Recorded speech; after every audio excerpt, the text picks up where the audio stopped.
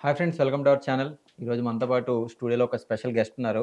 బేసిక్‌గా ఆయన్ని చూస్తే ఖచ్చితంగా మీకెక్కడో చూసాను, మనకెక్కడో తగిలాడే ఈ మనిషి, మనం ఎక్కడో చూసిన ఫీలింగ్ కలుగుద్దనమాట. సో, ఫస్ట్ నేను కూడా ఇంటర్వ్యూ అన్నప్పుడు ఎవరా అని నేను అంతగా ఫైండ్ ఔట్ చేయలేదు గానీ, చూసిన వెంటనే మట్టికి నాకెప్పుడో ఒక 10, 20 సంవత్సరాల నుంచి పరిచయం ఉన్న పర్సన్‌లా అనిపిచ్చారు. తనెవరో కాదు, శ్రీగిరి. ఈరోజు మనతో పాటు స్టూడియోలో ఉన్నారు. సో, ఆయన్నడిగి మరిన్ని ఇంట్రెస్టింగ్ విషయాలు తెలుసుకుందాం.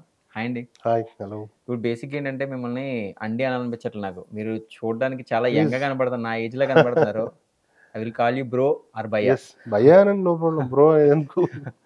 So, seriously good first for నేను భయ్యా. ఇంటర్వ్యూ అన్నప్పుడు అంటే మనకు మీకు తెలుసు, నీకు తెలుసా అన్నారు. అవును. చూస్తేనే ఐడెంటిఫై చేయగలిగాననమాట. యెస్. యెస్. సో, ఎట్లా స్టార్ట్ చేశారు మీ కెరియర్‌ని ఫిల్మ్ ఇండస్ట్రీలో? మాది నల్గొండ హ్మ్. టౌన్. మా డ్యాడీ డిపార్ట్మెంట్, పోలీస్ డిపార్ట్మెంట్‌లో హ్మ్. చేశారు. నాకు 10థ్ క్లాస్ తర్వాత నుంచే ఈ సినిమాలు ఇవి కొంచెం ఇష్టం, హ్మ్. బాగా ఇష్టం.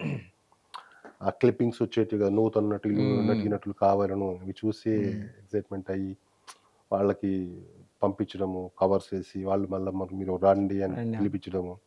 మళ్ళీ ఇక్కడికొచ్చిన తర్వాత అది ఫ్రాడ్ అని తెలిసి మళ్ళీ సేమ్ మళ్ళీ పోయి చదువుకుంటూ ఇంటర్మీడియేట్ చేస్తూ అలా కాదు.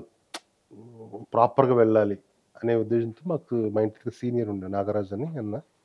అప్పటికే ఆయన ఇక్కడ హైదరాబాద్‌లో పొట్టి శ్రీరామ్ తెలుగు యూనివర్సిటీలో ఆహ్, బీఏ ఫైనల్ ఇయర్ ఫోక్ డిపార్ట్మెంట్‌లో చేస్తున్నాడు. హ్మ్. సో, ఇట్లా ఒక తెలుగు యూనివర్సిటీ, లలిత కళల శాఖ ఉంటుంది, రంగస్థల శాఖ, హ్మ్. అన్ని డిఫరెంట్ డిఫరెంట్ ఉంటాయని. Theatre arts. అందులో ఎంట్రన్స్ ఎగ్జామ్స్ రాస్తే నాకు మంచి ర్యాంక్ వచ్చింది దాంట్లో. అలా థియేటర్ ఆర్ట్స్ చేస్తూ చేస్తూ స్టార్ట్ అయింది నా స్టార్ట్. జర్నీ. బేసిక్‌గా డ్యాడీ పోలీస్ అంటున్నారు. అవును. సో, పోలీస్ అంటే యాక్చువల్‌గానే బయట చాలా స్ట్రిక్ట్‌గా ఉంటారు. ఇంకా ఇంట్లో పిల్లల దగ్గర ఇంకా స్ట్రిక్ట్‌గా ఉంటారు. అవును. సో, ఇప్పుడంటే యాక్టింగ్‌కెళ్తానంటే ఒక కోర్స్ చేసి, లేతే ఇప్పుడు అవునవును. అన్నపూర్ణ స్టూడియోస్‌లోనో, లేదంటే రామానాయుడులో కోర్స్ చేసి హ్మ్.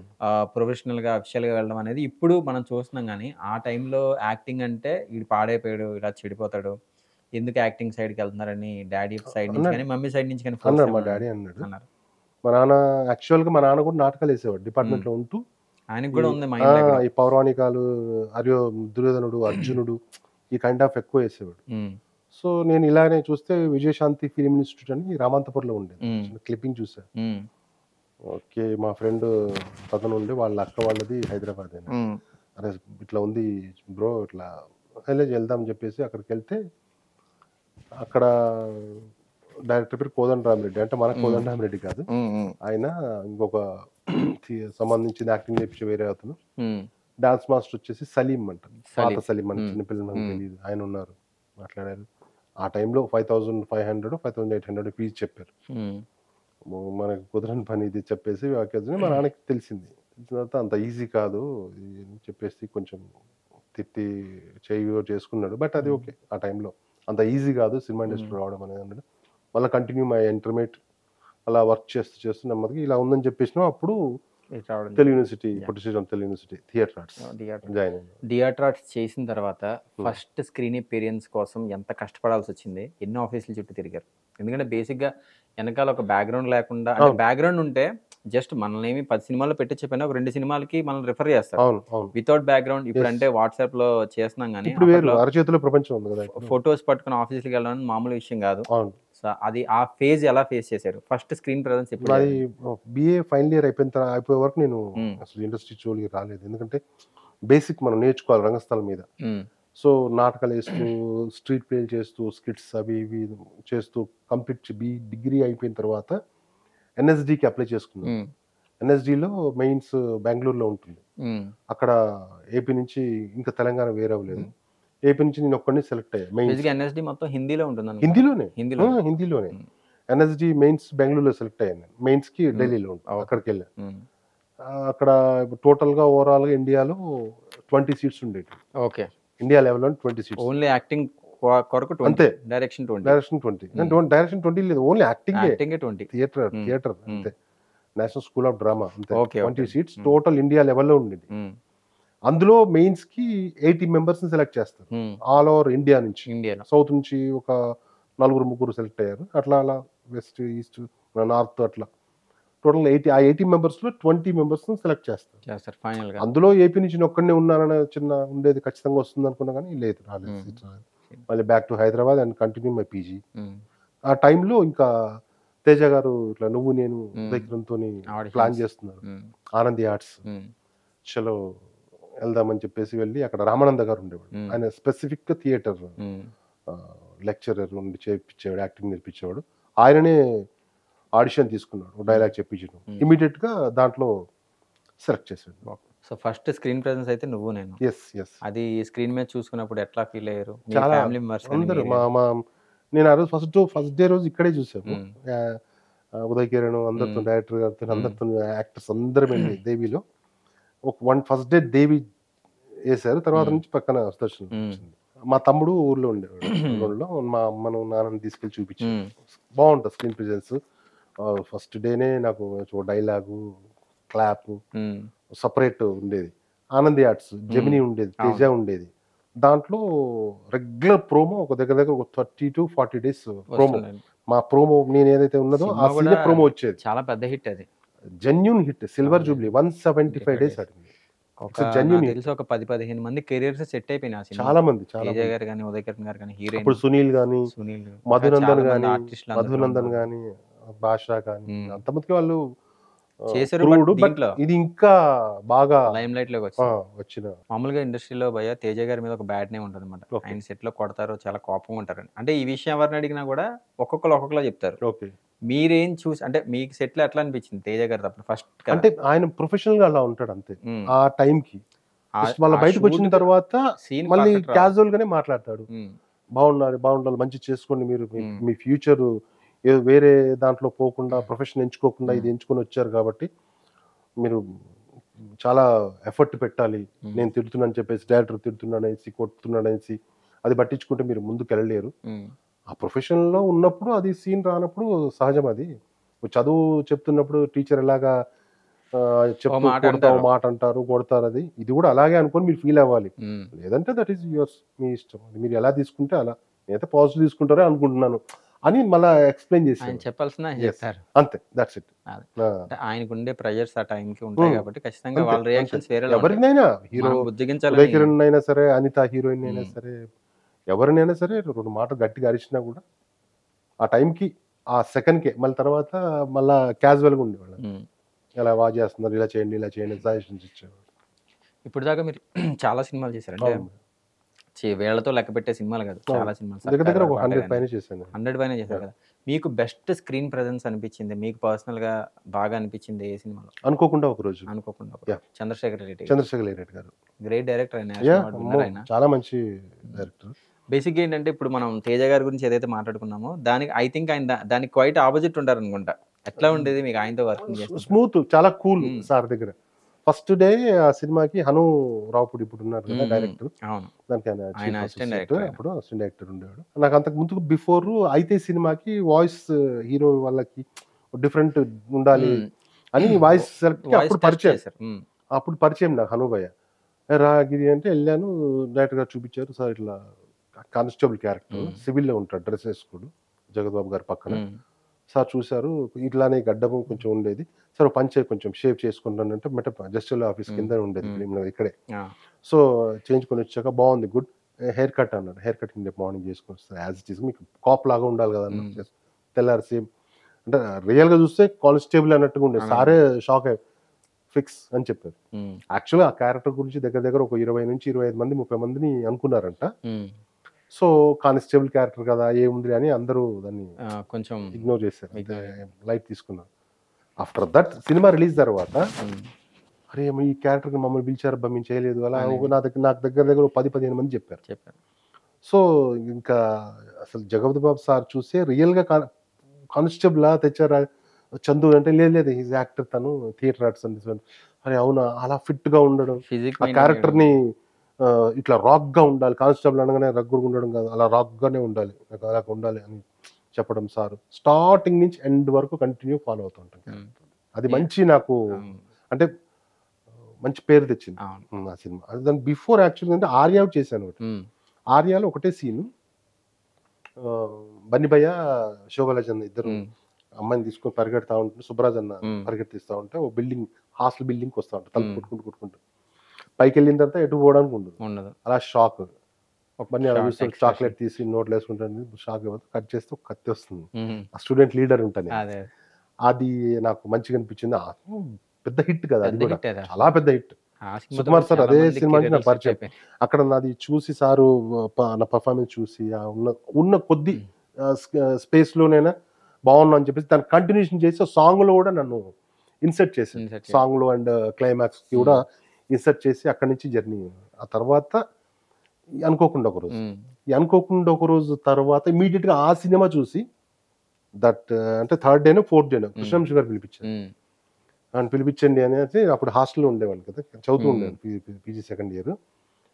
హాస్టల్‌కి ఫోన్ చేపిచ్చేసి హాస్టల్‌లో డైరీ ఉండేది. హ్మ్. రూమ్ నంబర్ 5 గిరి అన్నకు phone so and so Krishna Vamsi గారి ఆఫీస్ నుంచి. హ్మ్. చూడటం మళ్ళీ ఫోన్ ఇమ్మీడియేట్‌గా ఆటో పట్టుకొని ఆఫీస్‌కెళ్ళడం. బస్ పట్టుకొని ఆఫీస్‌కొస్తే ఇట్లా బావుంది చూసాను. దీంట్లో క్యారెక్టర్ ఉంది చేయాలని. దాంట్లో కానిస్టేబుల్ క్యారెక్టర్. హ్మ్. మెయిన్ వీళ్ళందరూ హ్మ్. ఆహ్, డేంజర్‌లో పడిపోవడానికి హ్మ్. కారణం హ్మ్. మెయిన్ హ్మ్. ఒక రక్షక్ వెహికల్‌ని అదే. గుద్దడం. యాక్సిడెంట్ చేసి వీళ్ళు పారిపోయి పార్టీలోకొస్తారు. ఆ పార్టీలో అంతా డ్రగ్స్ అది ఉంటది. అక్కడి నుంచి స్టార్ట్ అవుతుంది. అది మంచి నాకు హ్మ్. అంటే నేను మర్చిపోలేనిది. ఇంకా మీరు రీసెంట్‌గా 'రాజసాబ్‌లో' కూడా చేశానని ఆ! చెప్పి ఇప్పుడు చెప్పారు. 'రాజసాబ్' చేస్తున్నాను ఒకటి. చేస్తున్నారు ఆల్రెడీ. యాహ్! ఓకే. ఎట్లా ఉంది? మారుతి గారితో గాని, ఆ సెట్‌లో నేను 'ప్రభాస్ ఫస్ట్ టైమ్ గారితో గాని? హ్మ్. మారుతి సార్‌తోని చేయడము. హ్మ్. మంచి he is a very good director. హ్మ్. అంటే చాలా డీటెయిలింగ్‌గా ఉంటుంది. 'ప్రభాస్ భాయ్‌తోని నేను ఈ 'బాహుబలి' చేశాను. హ్మ్. తర్వాత ఇప్పుడు ఇది. He is very good director. Very good. అది అంటే ఆయన గురించి నేను చెప్పలేను అంతే ఇంక. మంచి సినిమా అవుతుంది. ఆ! హ్మ్. సో, అంటే నాకు తెలిసి మీకున్న పర్సనాలిటీని పర్ఫెక్ట్‌గా యూజ్ చేసుకుంది బోయపాటి గారేమోనని నా ఫీలింగ్ బోయపాటి పర్సనల్లీ. సార్‌తోని లెజెండ్ చేశా. లెజెండ్. ఉన్నంత చెప్తున్నా గదా! హ్మ్. నేను చేసిన ప్రతి డైరెక్టర్స్‌తోని కూడా ఉన్నంతలో స్ కొద్దిసేపు ఉన్నా గూడా పర్ఫెక్ట్‌గా మన కరెక్ట్. మీద కెమెరా పెట్టి, ఒక చిన్న డైలాగ్ ఇచ్చి యూజ్ చేసుకునేవాళ్ళు. హ్మ్. దీనికి బిట్వీన్ మధ్యలో పరశురామ్ బుజ్జన్న నాకు హ్మ్. అసలు 'సర్కారోపాట' డైరెక్టర్. కాదు సర్కార్ పడ్డ హ్మ్. 'యువత' సినిమాకి 'యువత'. సడెన్ కాల్ నాకు. హ్మ్. అప్పుడు 'పోలీస్' అనే సినిమా చేస్తున్నాను. హ్మ్. శ్రీరామ్ సారు మన ఆయన.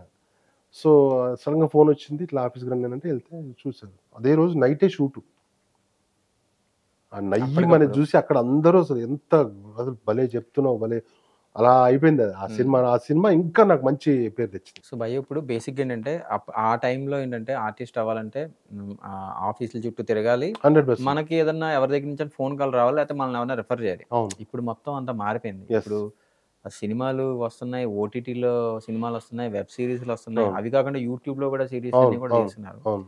సో, అప్పటికి ఇప్పటికి ఒక ఆర్టిస్ట్‌గా మీకు అవకాశాల పరంగా ఎట్లా ఉంది ఇప్పుడు? అప్పుడు పరిస్థితులు వేరు. ఇప్పుడు మీరే చెప్పారు గదా! హ్మ్. టెక్నాలజీ పెరిగిపోయింది. హ్మ్. ఎక్విప్‌మెంట్స్ వేరే వచ్చింది. మొబైల్ ఉంది. హ్మ్. పేజర్ తీసుకోవాలంటేనే ఇబ్బంది పడేవాళ్ళు. నేను అవును. పేజర్ తీసుకోలేదు. హ్మ్. నెమ్మదిగా ఫస్ట్ నేషనల్ ఇప్పుడు పానాసోనిక్ కొని ఐఫోన్ తీసుకున్నాను. లేని చెయ్యి కనిపించట్లే అప్పుడు. అది. హ్మ్. మాకు తెలీదసలు. ఫోటోస్ 4/6 ఫోటోస్ ప్రింట్ చేయించుకొని, బల్క్ పెట్టుకొని, చిన్న దాంట్లో కవర్‌లో హ్మ్. పెట్టుకొని, తర్వాత ఆఫీస్‌కెళ్ళి దాని బ్యాక్‌గ్రౌండ్ ఎనకాల వెనకాల పేరు, పేరు, ఫోను నంబర్ నంబరు, రాసి వచ్చేవాళ్ళం. హైటు, అంతే. ఇంకేమైనా సినిమాల ఎక్స్‌పీరియన్స్ ఉంటే ఆ సినిమాల పేర్లు రాయాలి. ఎక్స్‌పీరియన్స్. అవును. ఉన్నదొకటే ఫోను గూడా ఆ! లేదు. మొబైల్ లేదు, పేజర్ లేదు. అవును. హాస్టల్ కాయిన్ బాక్స్ ఉండేది. హ్మ్. దానికి జేస్తారు. ఎప్పుడు చేసినా ఏంటయి మీ ఫోన్‌కి ఎప్పుడు చేసినా ఎంగేజ్ వస్తది. కాయిన్ బాక్స్ కదా! హాస్టల్ ఎట్లుంటది? హ్మ్. ప్రతి ఒక్కడు కాయిన్ ఏసి మాట్లాడడం ఔట్ గోయింగ్‌కి. ఎవరైనా ఫోన్ చేస్తే కంటిన్యూ‌గా మాట్లాడుతూ ఉండడం. సో, అది ఆ ఎక్స్‌పీరియన్స్ వేరు. హ్మ్. ఇప్పుడు అలా కాదు గదా! ఇప్పుడేముంది అంతా వాట్సాప్‌లో పంపించమంటున్నారు. పంపించేస్తున్నారు చూసుకుంటున్నారు. ప్రొఫైల్ ఉంది. హ్మ్. ఇన్‌స్టా ఉంది. ఫేస్‌బుక్ ఉంది. డౌటొచ్చి యూట్యూబ్‌లో ట్విట్టర్ ఉంది. కొడుతున్నారు. పేరు కొట్టేస్తే గూగుల్‌లో గూడా మొత్తం వచ్చేస్తుంది. వచ్చేస్తుంది. ఇన్‌స్టాంట్ అంతే. టెక్నాలజీ చేంజ్ అయిపోయింది. హ్మ్. పరిస్థితికి తగ్గట్టుగా మనం మారుతూ ఉండాలి. హ్మ్. మనకు తగ్గట్టుగా పరిస్థితులు ఎప్పుడు మారవు అవును. గదా! మనం చేంజ్ అవుతూనే ఉండాలి అవును. అంతే. అండ్ ఇంకొకటేంటంటే మీరిప్పుడు థియేటర్ ఆర్ట్స్ చేశారు. కష్టపడి ఇండస్ట్రీకొచ్చి ఇన్నాళ్ళ యాహ్! నుంచి ఉంటున్నారు. అంటే ఇప్పుడు జనరేషన్‌లో ఎట్లా ఉంటుందంటే చాలామంది వాళ్ళేదో వేరే రిఫరెన్స్‌ల ద్వారా ఏదో వచ్చి అంటే యాక్టింగ్ గూడా నేర్చుకోకుండా చాలామంది యాక్టింగ్ చేస్తున్నోళ్ళున్నారు. ఇండస్ట్రీలో గాని ఎక్కడైనా గాని. ఆళ్ళకి ఇంకొంచెం ఎక్కువ క్రేజొచ్చినా, వాళ్ళకి ఇంకొంచెం ఎక్కువ అవకాశాలొచ్చిన టైంలో ఎప్పుడన్నా మీకేదన్నా బాధపడ్డ సందర్భాలున్నాయా? ఎప్పుడు లేదు. లేదు. ఎప్పుడు బాధపడలేదు. బాధపడడం అనేది 2 రకాలుంటుంది. హ్మ్. అయ్యో! నాకెందుకు రాలేదు వాళ్ళకొస్తుంది కదా! అని ఒకటి. హ్మ్. నాకెందుకు రాదు అనేది ఒకటి. హ్మ్. ఈ రెండిటి కూడా సెపరేట్ చాలా డిఫరెంట్ చాలా యాక్చువల్‌గా. డిఫరెంట్ ఉంటది. ఈ 2 గూడా వాళ్ళకొచ్చింది కాకుండా హ్మ్. నా ప్రయత్నం నేను చేస్తున్నా. ప్రయత్నం లేకుండా గాల్లో దీపం పెట్టి నేనేం హ్మ్. చేయట్లేను గదా! సో, సర్వైవ్ అవుదాం. ప్రయత్నం చేద్దాం ఖచ్చితంగా. నాకు రాలేదని ఎందుకు ఇంట్లో కూర్చోవడం? హ్మ్. వాడికే వస్తుంది ఎందుకని మనం ఎందుకు బాధపడడం? మన ప్రయత్నం మనం చేద్దాం అనే ఉద్దేశ్యం ఒకటే తప్ప, హ్మ్. అలా ఎప్పుడూ బాధపడిన రోజు లేదు. సందర్భాలైతే బాధపడిన సంఘటన కూడా లేదు. సో, ఇప్పుడు ఆర్టిస్ట్ అన్న వాళ్ళకి ఎవరైనా గూడా ఒక డ్రీమ్ రోల్, డ్రీమ్ క్యారెక్టర్ అనేది ఖచ్చితంగా ఉంటుంది. మీకేంటి మీ డ్రీమ్ రోల్, డ్రీమ్ నా క్యారెక్టర్? డ్రీమ్ రోల్ అంటే ఏం లేదబ్బా! నేను అంటే ఇటువంటి పాత్ర నాకు పడుంటే బాగుండు, ఇటువంటి పాత్ర నేను చేస్తే నా లైఫ్ సెట్ అవుతది. లేదా ఇటువంటి పాత్ర నేను ఇంకా బాగా చేయగలను అని చెప్పుకోగలిగేది ఏదన్నా. అంటే ఖచ్చితంగా ఒక ఆర్టిస్ట్‌కి ఏదో ఒకటి ఉంటుంది. బాగా చేయగలను, దానికంటే బాగా చేయగలను, నాకు ఇది వస్తే బాగుంటుంది, హ్మ్. నేను నేను ఇదే చేయగలుగుతాను అనేది మాకు హ్మ్. అది అలాంటి లేదు. ఏం లేవు. హ్మ్.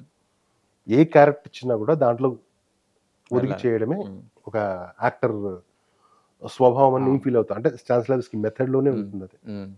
నేనే అయితే అది అలా చేస్తాను. హ్మ్. దట్స్ ఇట్ అంతే. అక్కడ డైరెక్టర్ గారు ఎలా చెప్తే అలా చేయాలి మనం. ఆ!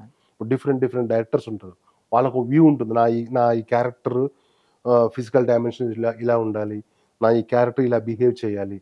ఈ క్యారెక్టర్‌కి కొంచెం చిన్న మేనరిజం ఉండాలి. ఉండాలి. ఆ డైరెక్టర్ ఎలా చెప్తారో అలా చేయడమే ఆర్టిస్ట్. అంతే దట్స్ ఇట్. అవును. అంతేగాని నేను ఇలా చేస్తా అంటే కుదరదు కదా! అవును. మీరు సపోజ్ మీరు డైరెక్టర్ ఉన్నారు. ఇలా రాసుకుంటాను. మీరు ఇలానే మాట్లాడాలి. నాకు ఇలా చేయాలి. ఈ డైలాగ్‌ని ఇలానే చెప్పాలి. ఇలానే ఈ మిడిల్‌లోనే చెప్పాలి. ఇలా చూస్తూనే చెప్పాలి. బ్లింక్ చేయొద్దు. అలా ఎలా చేస్తా అంటే కుదరదు. ఆయన అలా అవును. రాసుకున్నాడు ఆ క్యారెక్టర్. అంతే. That's it. డైరెక్టర్ ఇప్పుడు ఎలా చెప్తే అంతే. ఇప్పుడు అలా చేయాలి. 'శేఖర్ కమ్ల' గారి దట్స్ ఇట్. ట్రీట్‌మెంట్ ఒకలా ఉంటది. బోయపాటి గారి ట్రీట్‌మెంట్ ఒకలా ఉంటది. ఒకలా ఉంటది. రాజమౌళి గారి ట్రీట్మెంట్ ట్రీట్‌మెంట్ ఒకలా ఒకటుంటది. సుకుమార్ సార్ ట్రీట్మెంట్ ట్రీట్‌మెంట్ ఒకటుంటది. ఒకలా ఎవరు తగ్గట్టుగా వాళ్ళు మనం చేయాలి. చేయటమే. అంతే. అంతే దట్ ఈస్ యాక్టర్ ధర్మం. స్వభావం అంతే. హ్మ్. ఆ స్వభావం వాళ్ళు చెప్పినట్టుగా కథ రాసుకునేటప్పుడే నా క్యారెక్టర్ ఇలా అని ఫిక్స్ అయిపోతాడు. అవును. సో, 100% మీకు ఇప్పటిదాకా చేసిన సినిమా దాంట్లో ఖచ్చితంగా మీరు అయితే సాటిస్ఫైడ్‌గా ఉన్నారు. బట్ నాకు మీతో మాట్లాడిన తర్వాత పర్సనల్‌గా ఏమనిపించిందంటే, మీకు మిమ్మల్ని మన తెలుగు డైరెక్టర్స్ ఇంకా ప్రాపర్‌గా యూజ్ చేయలేదేమో అనిపించింది. నా పర్సనల్ ఫీలింగ్ ఏంటంటే, ఇప్పుడు 'వెట్రిమారన్' గారు గాని, యెస్. లేదంటే యెస్. 'బాల' గారు లాంటి డైరెక్టర్ చేతుల్లో అవును. మీలాంటి ఆర్టిస్టులు పెడితే ఇంకా బాగా షైన్ అవుతారని నా ఫీలింగ్. మీ సో, తమిళ్‌లో ఎప్పుడన్నా మీరు ట్రై చేసారా? ట్రై చేయలేదు. హ్మ్. రాఘవ గారని మాకు జగడం నుంచి మంచి హ్మ్. పరిచయం ఉండే మేనేజర్‌గా ఉండే. ఆయన 'వెడి' అనే సినిమా 'శౌర్యం' రీమేక్ చేస్తున్నారు. రీమేక్.